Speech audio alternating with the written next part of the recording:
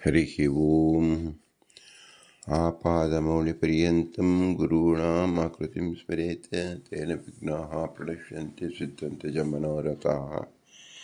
श्रीगुरुभ्यो नमः। परमगुरुभ्यो नमः। श्रीमदानन्दतीर्थभगवत्पादाचार्यगुरुभ्यो नमः।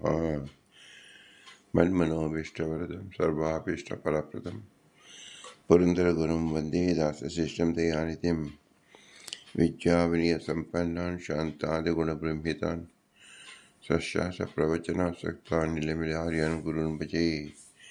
पृथ्वीमण्डलमध्यस्याः पूर्णबोधमतानगाः वैष्णवाः विष्णुहृदयाः तानं श्रीगुरुमम। हरिः ओं। श्रीशाः पाहि अनन्तकोटिब्रह्माण्डनायक ಎಂಬುದು ಶ್ರೀ ಪುರಂದರದಾಸರು ರಚಿಸಿದ ಭವ್ಯಗ್ರಂಥ ಶಾಸ್ತ್ರಪ್ರಮೇಯ ಪಂಚಗಳು. ನಾವು 82ನೇದಿಂದ 92 ಗದ್ಯವನ್ನು ನೋಡುತ್ತಿದ್ದೆವು. ಅಕ್ರೂರ ವರದ, ಅಂಬರೀಷ ವರದ, ನಾರದ ವರದ, ಪ್ರಹ್ಲಾದ ವರದ, ಗಜೇಂದ್ರ ವರದ, ಮುಚುಕುಂದ ವರದ, ಧ್ರುವ ವರದ, ವಿಭೀಷಣ ವರದ, ಪುಂಡರೀಕ ವರದ, ಪರಾಶರ ವರದ. ಈ 10 ಜನ ವರದರನ್ನು ಚಿಂತಿಸುವ ಮೂಲಕ ಜೀವರು ಅನಂತ ಸಂಖ್ಯೆಯಲ್ಲಿದ್ದಾರೆ ಮತ್ತು ಹರಿ ಅನುಚರರಾಗಿದ್ದಾರೆ ಎಂಬುದನ್ನು ಸೂಚಿಸುತ್ತೆ. ವರದರು ಎಂಬ ಶಬ್ದ ಭಗವಂತನ ವಿಶೇಷ ಅನುಗ್ರಹಕ್ಕೆ ಪಾತ್ರರಾದವರು ಎಂಬುದನ್ನು ಸೂಚಿಸುತ್ತೆ. ಈ ಭಗವಂತನ ಅನುಗ್ರಹಕ್ಕೆ ಒಳಗಾಗುವುದು ಸಹ ದಶವಿಧ, ಅಂದರೆ ಅನೇಕ ವಿಧದಲ್ಲಿ ಭಗವಂತನ ಆರಾಧನೆ ಮಾಡಲು ಸಾಧ್ಯ ಎಂಬುದನ್ನು ಸಹ ತೋರಿಸಿಕೊಡ್ತಾ ಇದೆ. ಭಗವಂತನ ವೈಶಾಲ್ಯತೆಯನ್ನು ತೋರಿಸುವುದೇ ಈ ದಶ ಸಂಖ್ಯೆಯನ್ನು ನಿರ್ದೇಶನ ಮಾಡಿರುವುದು. ಆದ್ದರಿಂದ ಈ ವೈಶಾಲ್ಯತೆಯಲ್ಲಿ ಒಂದು ಯಾವುದು ಅಂದರೆ ತಾರತಮ್ಯ. ಜೀವರಲ್ಲಿ ತಾರತಮ್ಯವಿದೆ, ತಾರತಮ್ಯ ಭಾವನೆ ಇದೆ. ಹಾಗಾದರೆ ಭಗವಂತ ಮತ್ತು ಲಕ್ಷ್ಮೀದೇವಿಯಲ್ಲಿ ಹೇಗೆ ನಾವು ತಿಳಿದುಕೊಳ್ಳು ಅಂದರೆ, ವಿಶಿಷ್ಟ ರೀತಿಯಲ್ಲಿ ಭಗವಂತನ ಮಹಿಮೆಗಳನ್ನು ತಿಳಿದುಕೊಳ್ಳುವುದೇ ಭಗವಂತನ ತಾರತಮ್ಯ ಕಂಡಂತೆ ತಿಳಿಯಬೇಕು. ಈ ವಿಷಯದಲ್ಲಿ ಭಗವಂತನ 2-3 ಭಗವಂತನ ಗುಣವನ್ನು ಚಿಂತಿಸಿದೆವು. ಮುಂದಿನ ಗುಣವನ್ನು ನಾವು ಚಿಂತಿಸಬಹುದಾದರೆ ಭಗವಂತನ ಅನಂತ ಬ್ರಹ್ಮಾಂಡ ನಾಯಕತ್ವದ ಸಮರ್ಥನೆ. ಭಗವಂತ ಬ್ರಹ್ಮಾಂಡ ನಾಯಕ ಹೌದು. ಪುರಂದರ ಮೊಟ್ಟಮೊದಲ ಗದ್ಯದಲ್ಲಿ ಅನಂತ ಕೋಟಿ ಬ್ರಹ್ಮಾಂಡ ನಾಯಕ ಎಂಬುದನ್ನು ಹೇಳಿದ್ದಾರೆ. ಅದನ್ನು ನಾವು ವರದರ ಜೊತೆಯಲ್ಲಿ ಚಿಂತನೆ ಮಾಡುವಾಗ ಅನಂತ ಕೋಟಿ ಬ್ರಹ್ಮಾಂಡದ ನಾಯಕ ಹೇಗೆ ಎಂಬುದನ್ನು ಸಹ ಚಿಂತಿಸುವ ಒಂದು ದಾರಿಯಾಗಿದೆ. ಭಗವಂತನ ವಿಶೇಷ ಗುಣಗಳಲ್ಲಿ ಇದು ಒಂದು ಗುಣ. ಮತ್ತು ಭಗವಂತ ಹೇಗೆ ಜೀವನೊಡನೆ ತಾರತಮ್ಯ ಭಾವನೆಯನ್ನು ಹೊಂದುವುದಿಲ್ಲ, ಅಂದರೆ ವಿಶಿಷ್ಟತೆಯ ಭಗವಂತ ಅನಂತ ಗುಣವನ್ನು ಹೊಂದಿದ್ದಾನೆ. ಅನಂತ ಗುಣದಲ್ಲಿ ಅನಂತ ಬ್ರಹ್ಮಾಂಡ ನಾಯಕತ್ವ ಎಂಬುದೇ ಒಂದು ಗುಣವನ್ನಾಗಿ ಚಿಂತಿಸಬೇಕು. ಹಾಗಾದರೆ ಅನಂತ ಬ್ರಹ್ಮಾಂಡ ನಾಯಕ ಅಂದರೆ ಏನು ಅಂದರೆ ನಮಗೆ ಒಂದು ಶಂಕೆ ಬರುತ್ತದೆ. ಭಗವಂತನಿಗೆ ಅನಂತ ಬ್ರಹ್ಮಾಂಡ ನಾಯಕತ್ವ ಹೇಳಿದೆ. ಬ್ರಹ್ಮಾಂಡಗಳು ಅನಂತವಾದ್ದರಿಂದ ಅನಂತ ಬ್ರಹ್ಮಾಂಡ ನಾಯಕತ್ವವೇ, ಅಥವಾ ಒಂದೇ ಬ್ರಹ್ಮಾಂಡವೇ ಅನಂತವಾದುದರಿಂದ ಅನಂತ ಬ್ರಹ್ಮಾಂಡ ನಾಯಕತ್ವವೇ ಎಂದರೆ ಈ ಮೊದಲನೇ ಪಕ್ಷ ಸರಿಯಲ್ಲ. ಯಾಕಂದರೆ ಬ್ರಹ್ಮಾಂಡಗಳು ಅನಂತ ಇರುತ್ತದೆ. ಈ ವಿಷಯದಲ್ಲಿ ಬ್ರಹ್ಮಾಂಡಗಳು ಇಲ್ಲ ಅಂದರೆ ಎರಡನೇ ಪಕ್ಷ ಅಂಗೀಕಾರಕ್ಕೆ ಯೋಗ್ಯವು, ಪ್ರಮಿತವಾಗಿದೆ. ಇದು ಹೇಗೆಂದರೆ ಭಗವಂತ ತೃತೀಯ ತಾತ್ಪರ್ಯದಲ್ಲಿ ಶರೀರಗಳು ಬಹಳ ಇರುವುದರಿಂದ ಅತೀತ ಅನಾಗತಿಗಳಿಂದ ಕೂಡಿ ಅದರಂತೆ ಇದೇ ದೇವ ಶರೀರದಲ್ಲಿ ಪ್ರತಿ ಕಾಣುವುದರಿಂದ ವಿಷ್ಣು ಸಾಮರ್ಥ್ಯದಿಂದ ಅಂಡಗಳಿಗೆ ಬಹುತ್ವವೂ ಅನ್ಯತಾ ಇಲ್ಲ ಎಂದು ತಿಳಿಸಿದೆ.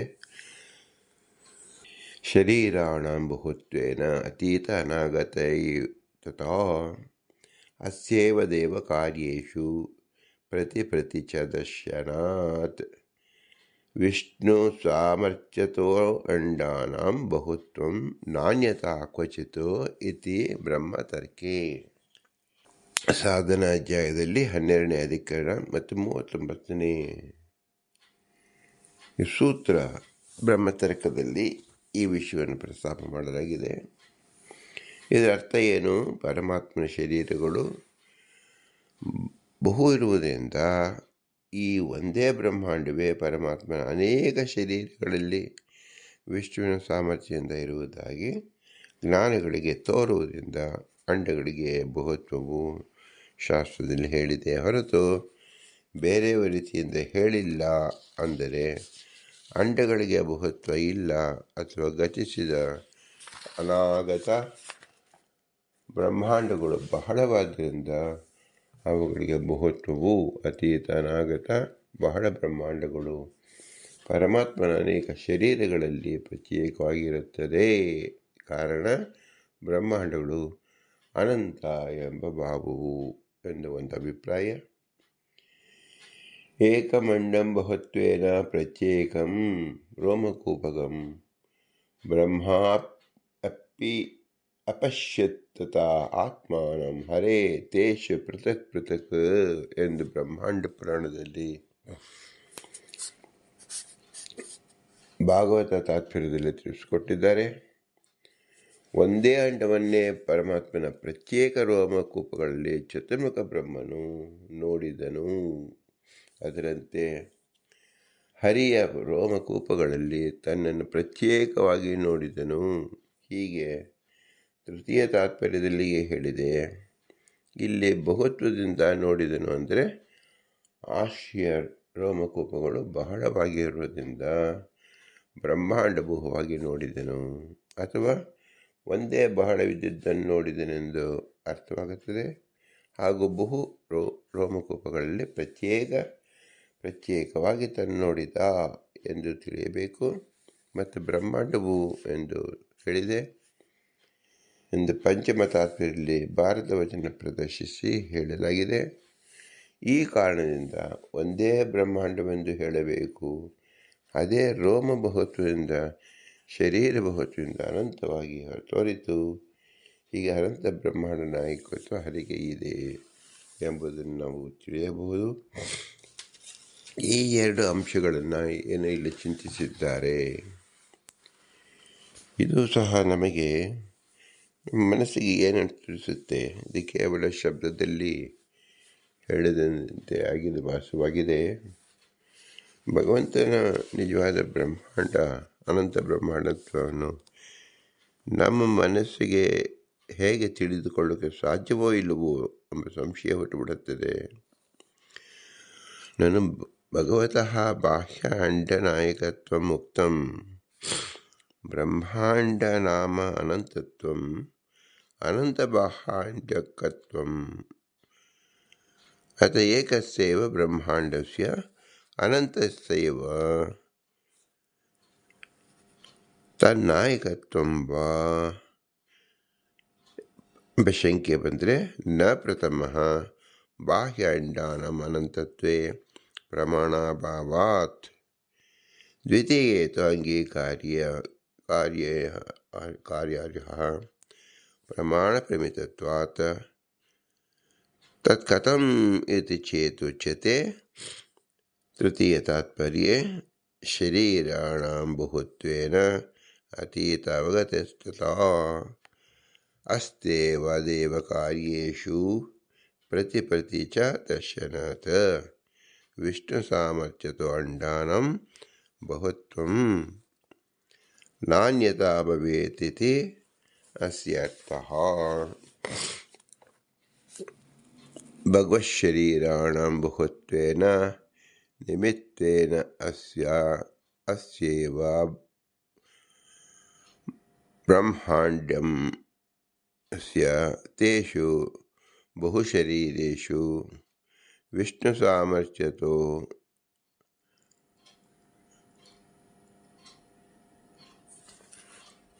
ಅವಸ್ಥಿತಸ್ಯ ಪ್ರತ್ಯೇಕಂ ಜ್ಞಾನೀನಂ ದರ್ಶನಂ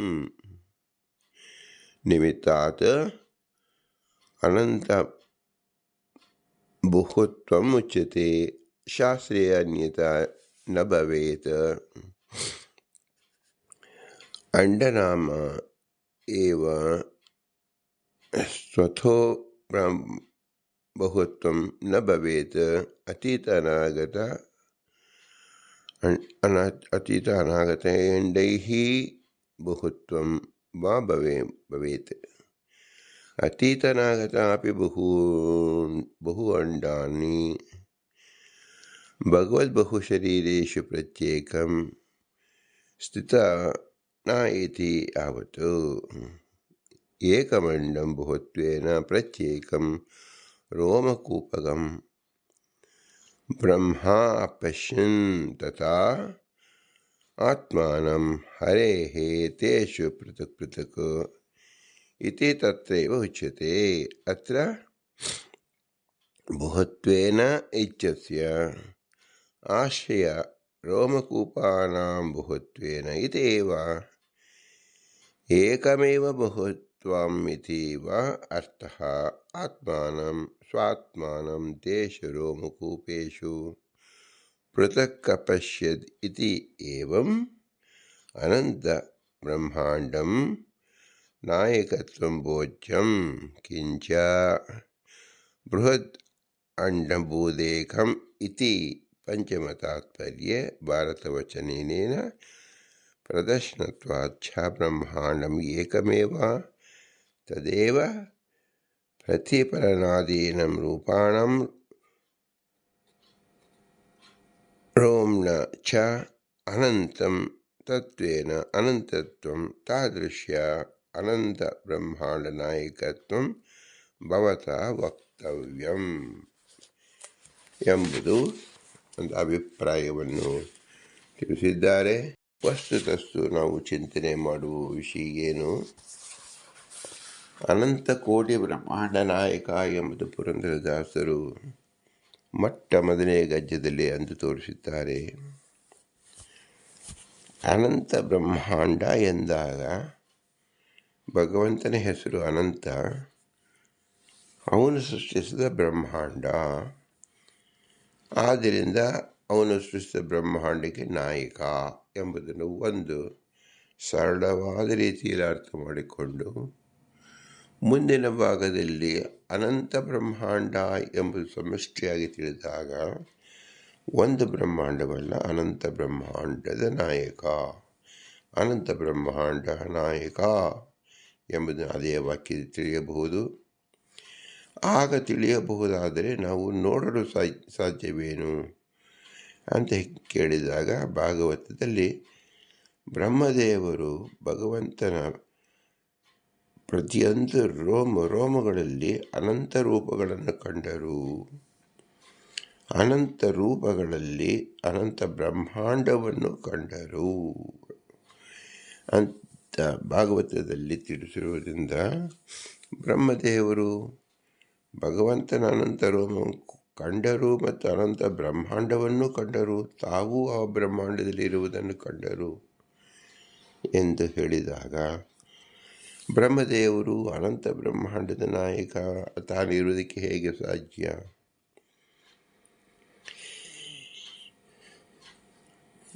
ಒಂದೇ ಬ್ರಹ್ಮಾಂಡವಿರಬೇಕು, ಅದೇ ಬ್ರಹ್ಮಾಂಡವನ್ನು ಅನಂತವಾಗಿ ತೋರಿಸಿದ್ದಾನೆ ಎಂಬ ಶಂಕೆಯಿಂದ ಅನಂತ ಬ್ರಹ್ಮಾಂಡ ನಾಯಕವಾಯಿತು ಎಂಬುದನ್ನು ಒಂದು ಭಾವಗರ್ಭಿತವಾಗಿ ತಿಳಿಯಬಹುದಾಗಿದೆ.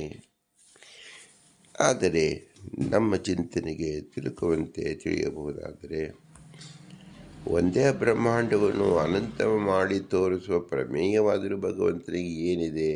ಯಾಕೆ ಅಂದರೆ ವಾಸ್ತವವಾಗಿ ಅನಂತ ಬ್ರಹ್ಮಾಂಡಗಳೇ ಇದೆಯಲ್ಲ. ಅನಂತ ಬ್ರಹ್ಮ ಜೀವರು ಮುಕ್ತ ಜೀವರಿರುವುದರಿಂದ ಬ್ರಹ್ಮ ರುಜತದಲ್ಲಿರ್ತಕ್ಕಂಥ ಆ ಜೀವಗಣರು ಸಹ ಎಷ್ಟು ಸಂಖ್ಯೆಯಲ್ಲಿದ್ದಾರೆ? ಅದು ಸಹ ಅನಂತ ಸಂಖ್ಯೆಯಿದೆ. ಒಂದು ಬ್ರಹ್ಮಾಂಡದ ನಾಯಕ ಆದರೆ ಹಿಂದೆ ಗತಿಸಿದ ಅಂದರೆ ಮುಕ್ತಿಯನ್ನು ಪಡೆದ ಬ್ರಹ್ಮದೇವರ ಸಾಧನೆಗಳಿಗೆ ಅವರಿಗೊಂದು ಒಂದು ಬ್ರಹ್ಮಾಂಡ ಸೃಷ್ಟಿಯಾಗಿರಬೇಕಲ್ಲ. ಯಥಾವತ್ಸ ಪೂರ್ವಯತ್ ಯಥಾ ಕಲ್ಪ ಪೂರ್ಯತಂದರೆ ಹಿಂದೆ, ಅದಂತೆ ಈಗ ಬ್ರಹ್ಮಾಂಡವು ನಡೆಯುತ್ತಿದೆ ಎಂಬುದು ವಿಶೇಷಾಕಾರವಾಗಿ ಅನೇಕ ಕಡೆ ಪ್ರಸ್ತಾಪವಾಗಿದೆ. ಆದ್ದರಿಂದ ತಾನೇ ಒಬ್ಬನೇ ಬ್ರಹ್ಮ ಎಲ್ಲ ಬ್ರಹ್ಮಾಂಡದಲ್ಲೂ ಕಾಣಿಸಿಕೊಂಡ ಅಂದರೆ ಏನು?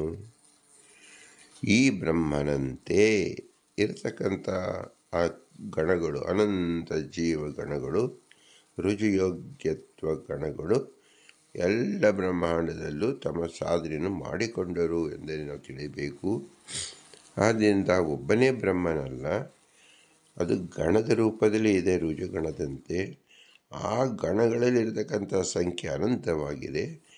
ಪ್ರತಿಯೊಂದು ರುಜುಗಣಕ್ಕೂ ಬ್ರಹ್ಮಾಂಡವಿರುವುದರಿಂದ ಅನಂತ ಬ್ರಹ್ಮಾಂಡ ಬೆರೆಸಿತು.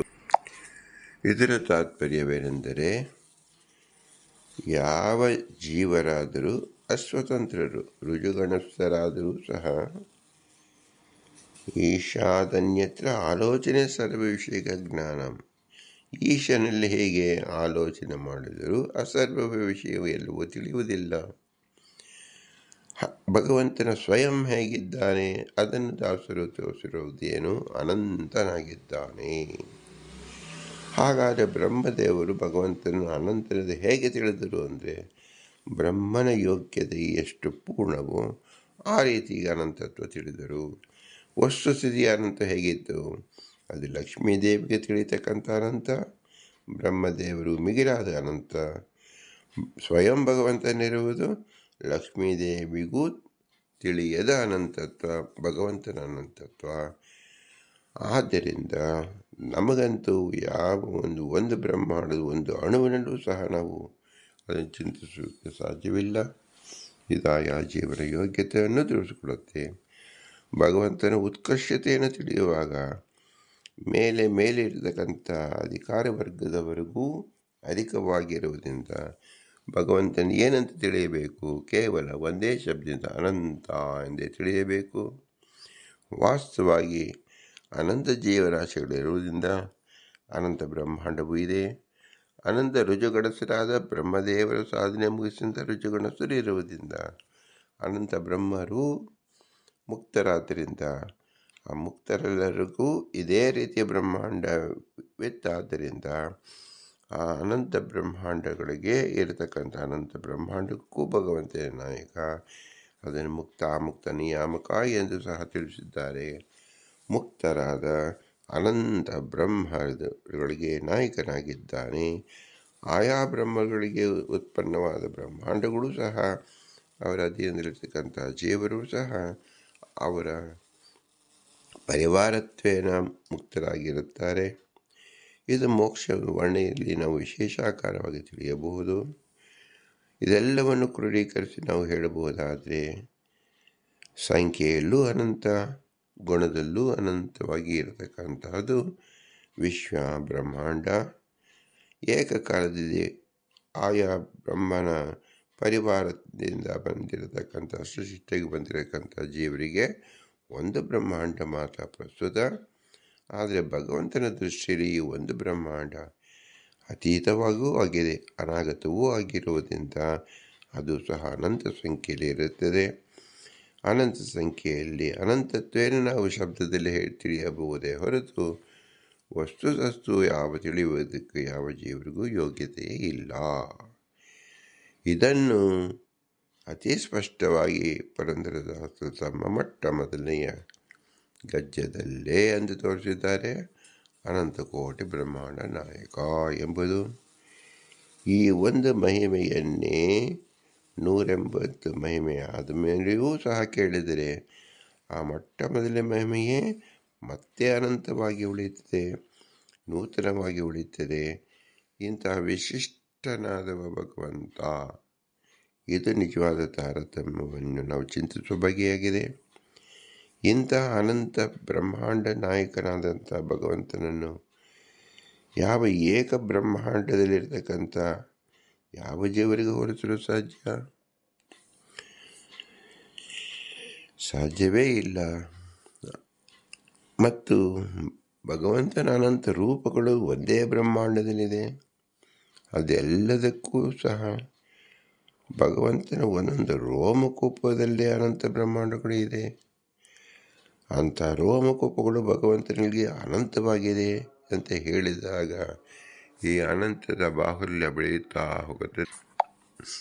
ಅನಂತ ಕೋಟಿ ಬ್ರಹ್ಮಾಂಡ ನಾಯಕ ಎಂಬುದನ್ನು ನಾವು ಶಬ್ದತಃ ತಿಳಿದು ನಾವು ಮನಸ್ಸಲ್ಲಿ ಗಮನ ಮಾಡಿಕೊಳ್ಳಬೇಕು, ಗಮ್ಯ ಮಾಡಿಕೊಳ್ಳಬೇಕು. ಭಗವಂತ ತಾರತಮ್ಯದಲ್ಲಿ ಎಣಿಸುವಂತೆ ಸಾಧ್ಯವಿಲ್ಲ. ಅವನು ಅನಂತ ಕೋಟಿ ಬ್ರಹ್ಮಾಂಡ ನಾಯಕ ಎಂದಷ್ಟೇ ತಿಳಿಯಬೇಕು. ಇದು ವೇದ ಪ್ರತಿಪಾದ್ಯವಾದದ್ದು. ಇಂತಹ ವಿಶಿಷ್ಟ ಗುಣವನ್ನು ತಿಳಿಸಿದ ಶ್ರೀ ಪುರಂದರದಾಸರಿಗೆ ಅನಂತ ನಮಸ್ಕಾರಗಳನ್ನು ಸಲ್ಲಿಸಿ, ಈ ಅನಂತ ಅಂದರೆ ಏನರ್ಥ? ಅತಿಶಯವಾದದ್ದು, ನಮ್ಮ ಪೂರ್ಣವಾದದ್ದು ಅಂತ ನಾವು ತಿಳಿಯಬೇಕು. ಹೊರತು ಅನಂತ ಶಬ್ದದಲ್ಲಿ ಬೇರೆಯವರ ಅನಂತ, ಬ್ರಹ್ಮದೇವರ ಅನಂತಕ್ಕೂ ನಾವು ಹೇಳಿರ್ತಕ್ಕಂಥ ಅನಂತಕ್ಕೂ ಅಜಗಜಾಂತರ ಅಂತ ತಿಳಿಯಬೇಕು. ಅವರ ಯೋಗ್ಯತೆ ಮತ್ತು ಅವರ ಬುದ್ಧಿತತ್ವ ಎಲ್ಲವೂ ಕ್ಲುಪ್ತವಾಗಿರುವುದರಿಂದ ಈ ಜೀವರ ಅನಂತ ಶಬ್ದ ಅವರಿಗೆ ಮಟ್ಟಿಗೆ ಮಾತ್ರ ಅನಂತವಾಗಿರುತ್ತದೆ. ಅದನ್ನು ವಿಸ್ತಾರವಾಗಿ ಹೇಳಿದರೆ ಆ ಯೋಗ್ಯತೆಯನ್ನೇ ತಿಳಿದುಕೊಳ್ಳುತ್ತದೆ. ಆದರೆ ಭಗವಂತ ಸ್ವಯಂ ಅನಂತನಾದ್ದರಿಂದ ಅವನ ಯೋಗ್ಯತೆಯನ್ನು ಅಳೆಯತಕ್ಕಂಥ ಯಾವ ಶಬ್ದವೂ ಇಲ್ಲ. ಆದ್ದರಿಂದ ಎಲ್ಲ ವೇದಗಳು ಸಹ ಕೈಕಟ್ಟಿ ಕುಳಿತಿತು ಅಂದರೆ ಏನರ್ಥ? ಯಾವ ಶಬ್ದಗೂ ಅಚ್ಚರವನಲ್ಲ, ಶಬ್ದದಿಂದ ಹೇಳಿ ಮುಗಿಸುವುದಂಥದ್ದಲ್ಲ ಎಂದೇ ಅರ್ಥ. ಇದನ್ನು ಬ್ರಹ್ಮಸೂತ್ರದಲ್ಲಿ ವಿಶೇಷ ಆಕಾರವಾಗಿ ತಿಳಿಸುತ್ತಾರೆ. ಆದ್ದರಿಂದ ಪುರಂದರದಾಸರ ಅಂತರ್ಯಾಮ ಪುರಂದರ ವಿಠ್ಠಲನಿಗೆ ಬಹು ಇಷ್ಟಾಂತರ ಮುಕ್ತಿ ವಿಧೇಯ ಎಂದು ಹೇಳಿ, ಇಂಥ ವಿಶೇಷ ಜ್ಞಾನ ಸಾಧ್ಯವಾದದ್ದು ಕೇವಲ ಮನುಷ್ಯ ಜನ್ಮದಲ್ಲಿ. ಇದಕ್ಕೆ ಕಾರಣಕರ್ತ ತಂದೆ ತಳ ಅನುಗ್ರಹ ರೂಪವನ್ನು ವಿಶೇಷ ಆಕಾರ ಚಿಂತಿಸಿ ಅವರಿಗೆ ಇರುವಿಕೆಗೆ ನೆರವಾದ ಗುರು ಹಿರಿಯರನ್ನು ವಿಶೇಷ ಆಕಾರವಾಗಿ ಸ್ಮರಿಸಿಕೊಳ್ಳುತ್ತಾ, ಇವರೆಲ್ಲರಲ್ಲಿಯೂ ಅಭಿಮಾನಿ ದೇವತೆಗಳು ನಿಂತು ಈ ಜ್ಞಾನವನ್ನು ಪ್ರಸಾರ ಮಾಡಿದ್ದರಿಂದ ಅವರ ವಿಶೇಷವಾದ ಅನುಗ್ರಹ ಚಿಂತಿಸಲೇಬೇಕು. ಆ ದೇವತೆಗಳಿಗೂ ಎಲ್ಲರಿಗೂ ಸಹ ಮುಖ್ಯ ಪ್ರಾಣ ವಾಯುದೇವರು ಭಗವಂತನ ಆಜ್ಞೆಯಂತೆ ಈ ವಿಶೇಷ ಜ್ಞಾನವನ್ನು ಹರಡಿದ್ದರಿಂದ, ನಮಗೆ ಬೋಧಕ ಮಾಡಿದ್ದರಿಂದ ಜೀವೋತ್ತಮನಾದ ಆ ಬ್ರಹ್ಮದೇವರನ್ನು,